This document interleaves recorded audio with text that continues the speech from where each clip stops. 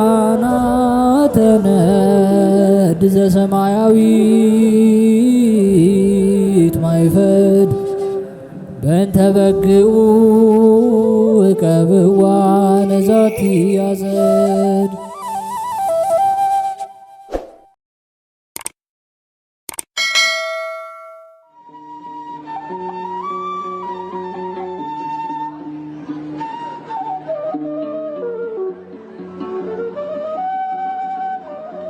በስም አብ ወወልድ ወመንፈስ ቅዱስ አህዶ አምላክ አሜን። ሰላም እንደምን ቆያችሁን? ውድ የሊቃናት ሚዲያ ቤተሰቦቻችን አሜን። የእግዚአብሔር ስሙ ከዘላለም እስከ ዘላለም የከበረ የተመሰገነ ይሁን።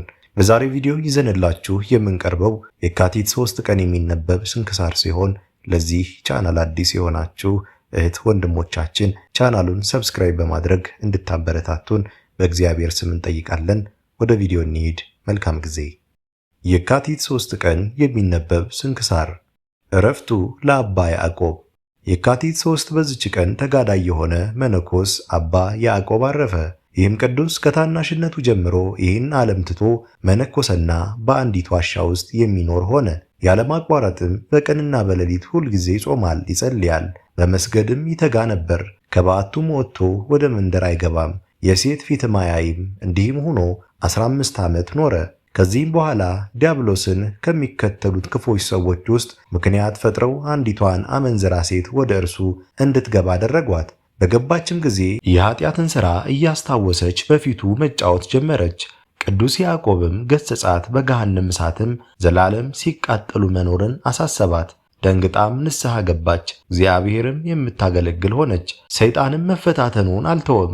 ከሀገር ታላላቆች በአንዱ ሰው በሴት ልጁ ላይ አደረ። የሚጥላትና የሚያንከባልላት ሆነ። ወደ አባ ያዕቆብም ይወስዳት ዘንድ እርሱም ሊያድናት እንደሚችል አሳሰበው። አባቷም ወደ አባ ያዕቆብ አደረሳትና ይጸልይ ዘንድ ለመነው። እርሱም በላይዋ ሲጸልይ ዳነች።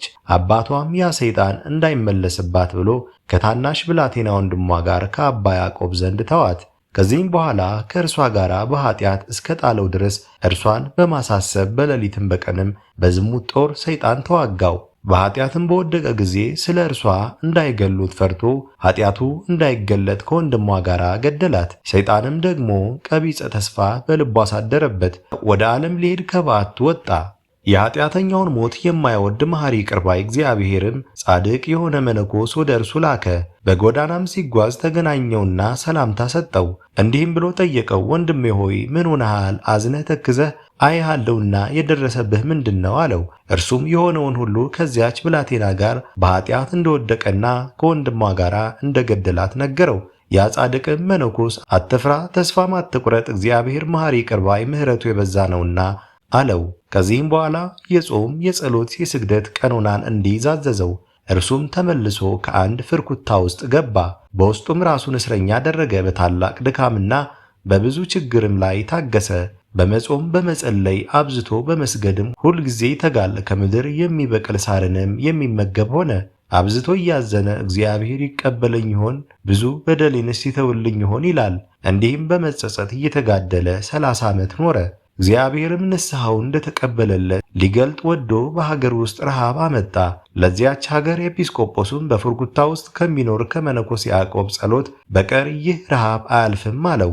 በዚያም ጊዜ ኤጲስቆጶሱ ከእርሱ ጋር ካህናቱንና የዚያች ሀገር ሰዎች ይዞ ተነሳ። ወደ ቅዱስ ያዕቆብም ደርሰው ስለ እርሳቸው ይጸልይ ዘንድ ለመኑት። እግዚአብሔርም ይቅር እንዲላቸውና ዝናብንም እንዲያወርድላቸው አባ ያዕቆብ እኔ እግዚአብሔርን በኃጢአቴ ያሳዘንሁት ኃጢአተኛና በደለኛ ሰው ነኝ አላቸው። ኤጲስቆጶሱም ስለ እርሱ እግዚአብሔር ያለውን ነገረው። ከዚህም በኋላ ወደ ሕዝብ መካከል ወጣ፣ እያለቀሰ ጸለየ፣ እንዲህ አለ። አቤቱ በጌትነትህ ክብር ፊት የረከሰች አፌን እንዴት እገልጣለሁ? በኃጢአት ብዛት የጠቆረ ፊቴንስ እንዴት ቀና አደርጋለሁ?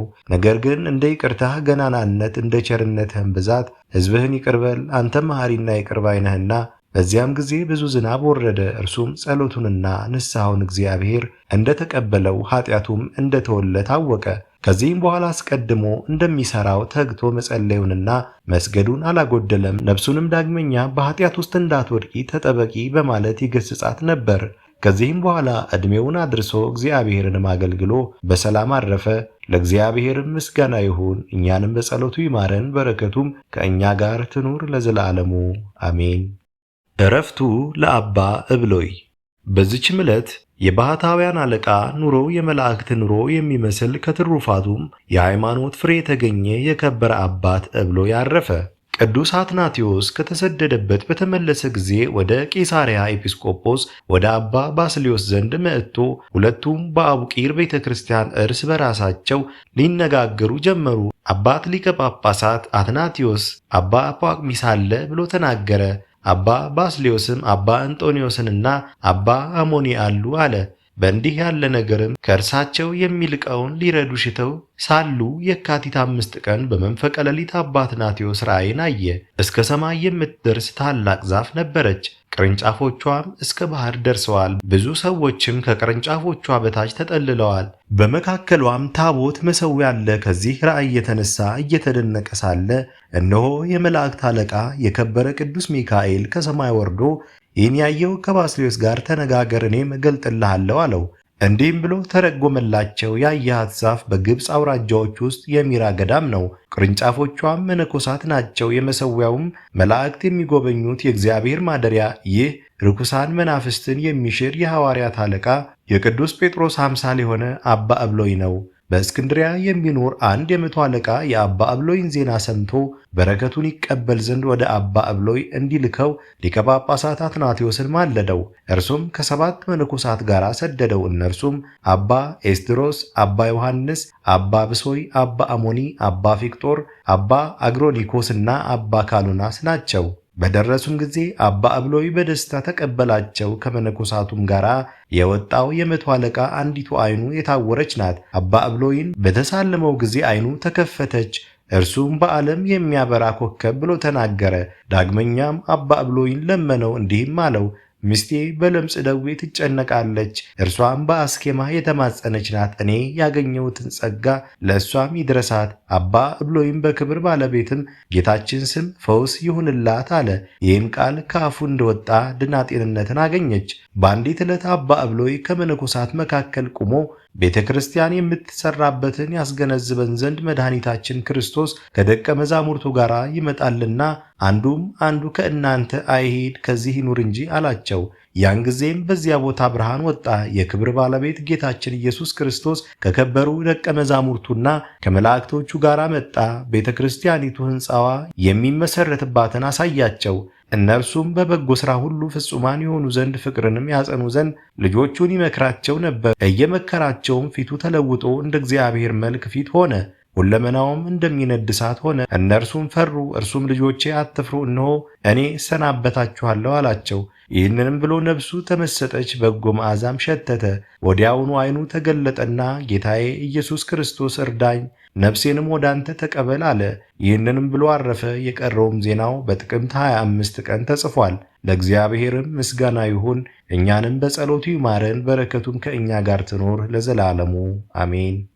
ዕረፍቱ ለቅዱስ ኤፍሬም። በዚች ቀን የሶርያዊ ቅዱስ ኤፍሬም የሥጋው ፍልሰት ሆነ። በረከቱም ከእኛ ጋር ትኑር፣ ለእግዚአብሔር ምስጋና ይሁን አሜን። አስጀምሮ ላስፈጸመን ለልዑል እግዚአብሔር ክብር ምስጋና ይሁን መቼ ለዘላለሙ አሜን። ውድ የሊቃናት ሚዲያ ቤተሰቦቻችን የካቲት 3 ቀን የሚነበብ ስንክሳር ወደ እናንተ አቀረብን። ይህን ይመስል ነበር። በቀጣይ በአዲስ ክፍል እስከምንገናኝ ድረስ እግዚአብሔር ቸር ያቆየን። መልካም ጊዜ